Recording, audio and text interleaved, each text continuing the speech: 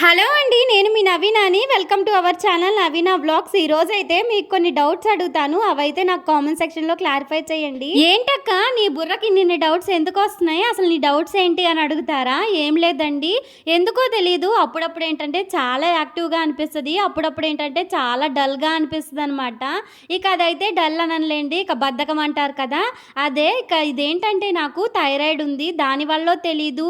లేకపోతే లేడీస్ అందరూ ఇక వర్క్ చేసి చేసి అలా అలసిపోతారో తెలీదు కానీ, నేనైతే ప్రతిసారి నాకు డల్‌గా, మూడ్ ఆఫ్‌గా ఉన్నప్పుడు కంపల్సరీ థైరాయిడ్ వల్లే నాకిలా ఉండడం అని చెప్పేసి నేను అనుకుంటూ ఉంటాను.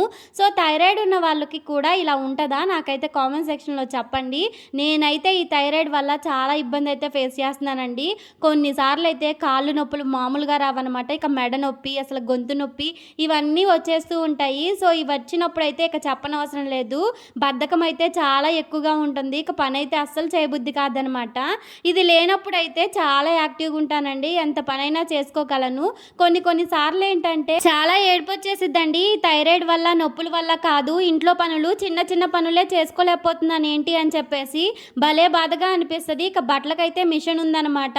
ఇంతకన్నా మనం ఎక్కువ పనులు చేసేవాళ్ళు చాలామందుంటారు. కాకపోతే ఈ థైరాయిడు, ఇలాంటి పీసీఓడీ ఇలాంటి రోగాల వల్ల అసలు ఇంట్లో పనులు గూడా చేసుకోవడానికి చాలా ఇబ్బందిగా అనిపిస్తూ ఉంటుంది. నాకైతే మా పెద్ద బాబు ప్రెగ్నెన్సీ అప్పుడొచ్చిందని చెప్పాను కదండీ! అప్పుడైతే నాకు తగ్గినట్టు తగ్గి మళ్ళీ వెంటనే అటాక్ అయిపోయిందనమాట. అందుకే ప్రెగ్నెన్సీ టైంలో చాలా జాగ్రత్తగా ఉండాలండి. మన తిండి విషయంలో గానీ ప్రతీదీ చాలా కేరింగ్‌గా ఉండాలి. లేకపోతే ఇలాంటి ప్రాబ్లమ్సే వస్తాయి. నాకైతే అప్పుడొచ్చిన థైరాయిడు ఇంతవరకైతే నాకు తగ్గనే లేదు. అది ఇలాగ కంటిన్యూ అవుతుందనమాట.